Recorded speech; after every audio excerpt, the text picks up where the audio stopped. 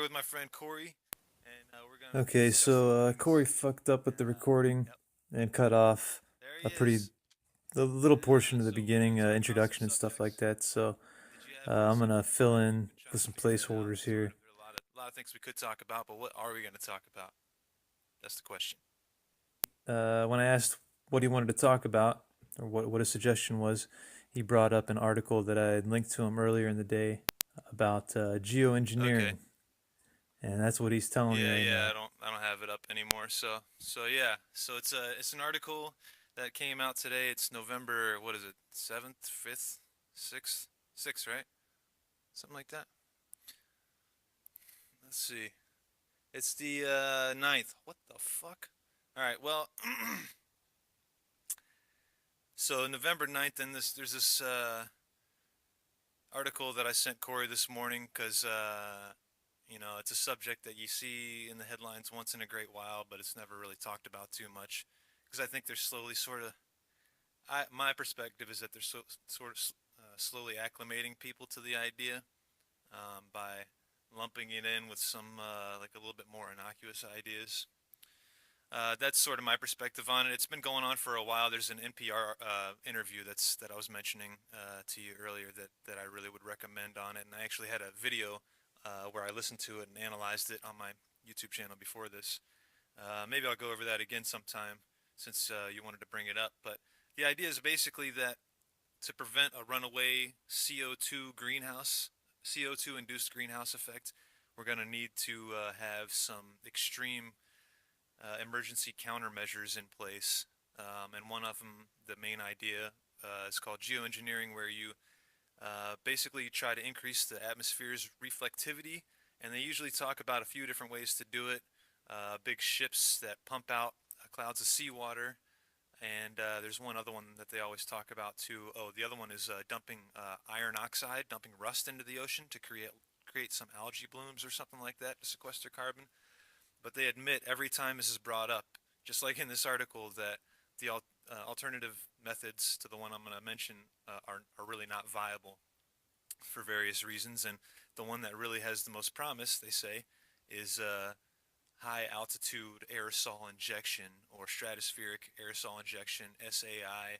It has a whole bunch of names, but the slang, like common vernacular for it is chemtrails, and it's a really tainted word. It has a lot of baggage and shit behind it. But if you look into it, they're saying that they're testing this stuff. They just don't have really any published research on it. But there's some college professors, Caldera, I think, Ken Caldeira at Berkeley, I believe, if I'm remembering right, has talked pretty openly about this. There are some people talking openly about it. It's like another one of those open secret kind of things. They call you crazy if you mention anything about being, sprayed with anything. But if they're doing tests, actual real world tests, and not just simulations like they talk about in the article, there must be, somebody's got to end up being a guinea pig, and it's the whole world is the lab basically. So I don't know, man. I'm uneasy about it. Um, what do you think about it? All right, here Corey says some more words. We don't know what they are because he deleted them. He just learned how to use a computer last week, and they're lost in the void. But there's something about how the word chemtrails maybe is not the best word to use when I talk about this kind of thing. But there's a reason I use it, and I'm gonna respond about that. Yeah.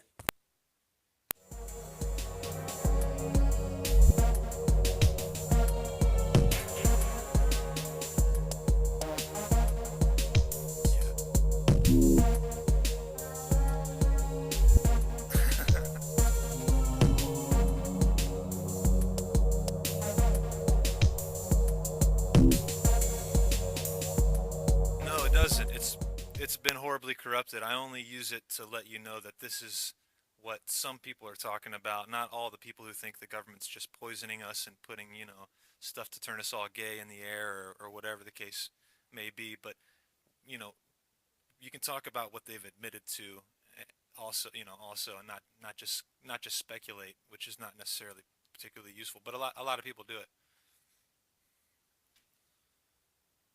Not necessarily, but if you look into this like I have, again, they say that it's the most viable method is actually having something sprayed by aircraft.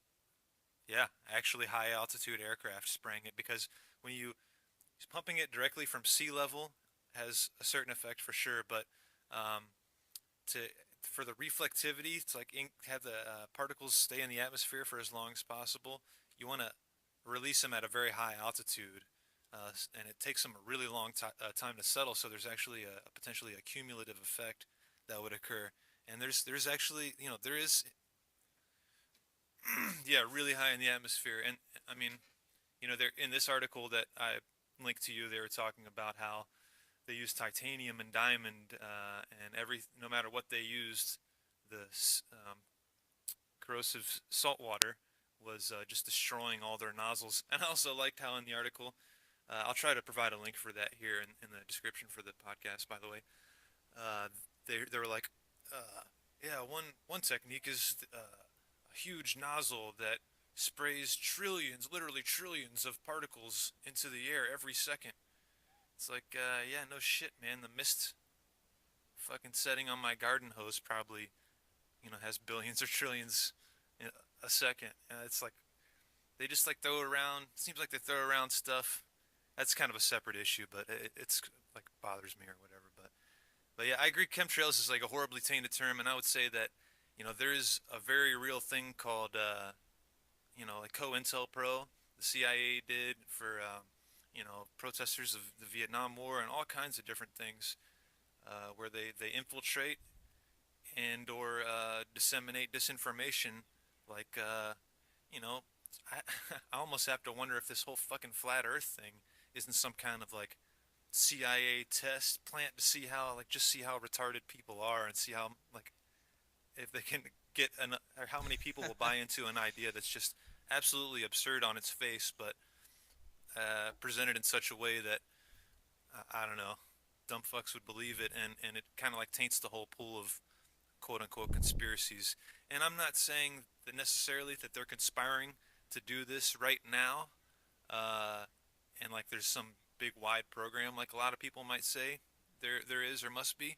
But if they're Right. doing any form of real world testing, and we're talking about stuff that literally takes, I think it's months to fall to the ground and circles the globe basically. Uh, what the hell is in that stuff? I don't want to be breathing that shit in. We got enough things to deal with. And I also think it sort of like speaks to a certain hubris or arrogance in science, thinking that we can just sort of control nature and again focusing these literally billions of dollars. I think it was 3 billion in the article towards research, mostly simulation again, to be fair. But still, the amount of money is what I'm talking about here. Like you Right. could be spending that money on preventative type of things.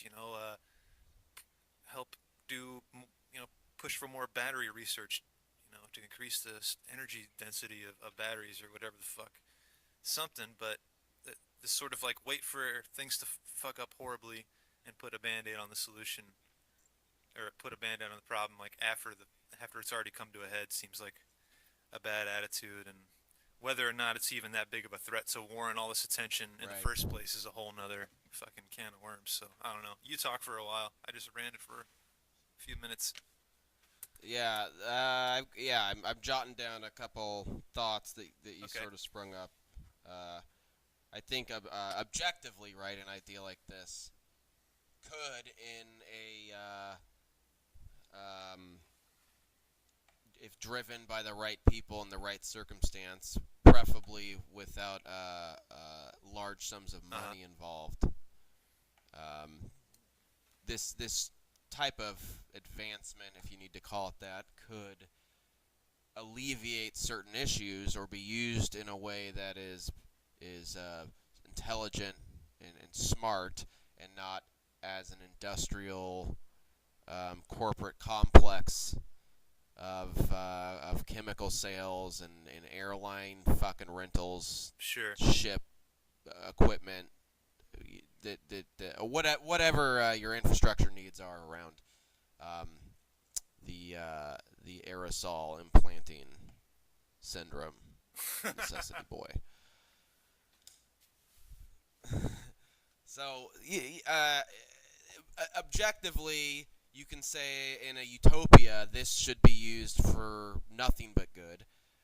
Realistically, you might say or fathom that this will devolve into a money-making shit scheme of fecal clouds of death.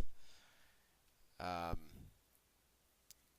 of which these college professors at the Pacific Northwest University, blah, blah, blah, are probably not the ones to do that. Certainly they make this more appealing, which of course is maybe one part of the science realm's problem. Right. Right. One is a fantasy. They come from a sort of hypothetical, which is all very nice. It may be founded in reality and based on specific data Probably. sets. But once it gets Once again, funded, right, in the real world, can you come back well with then that? You said you're once again dealing what with now? people on a board. Can you repeat that last bit to me? Once it's integrated into the real Okay. world, it's now in the hands, right, of corporate oligarchs. It's driven by money and Yeah. people on a board, and and now they're flying X number of airplanes for this much profit, quarterly earnings. We need to dump more aerosol repellent in the opening of the ozone and over Chile. Right. Yeah. And that becomes like a date on the calendar for some nefarious hidden means, of course, which is just money. I mean, it's Pretty always much. just money. Yeah. Money and control. Yeah. I'd like to make a couple points. Speaking of, non-American countries, the rest of the world, we got these planes hypothetically spraying these aerosols to reflect sunlight and prevent things from Yeah, right. Reflectant. And Right. so That's what I said. it's ultimately because of too much CO2 emissions from human beings that we would need to do this. Meanwhile, jet aircraft are some of the biggest polluters that there are currently, and like barges and shit like that. So there's, I think, a level of hypocrisy there that just kind of makes the whole thing seem silly when we could be pushing for renewable energy and things like that and have an impact right at the source of the problem. Also, Mm-hmm. there are, aside from the issue of exploitation of the situation or the project for money and sort of the government monopoly mismanaging things and not doing things very efficiently. Not that the free market is perfect by any means, Right. but generally it proves to be a little bit more effective than government, or significantly more effective than government. Um, I agree that if it could be done in a way that didn't have wasn't exploitative and didn't have potential health impacts,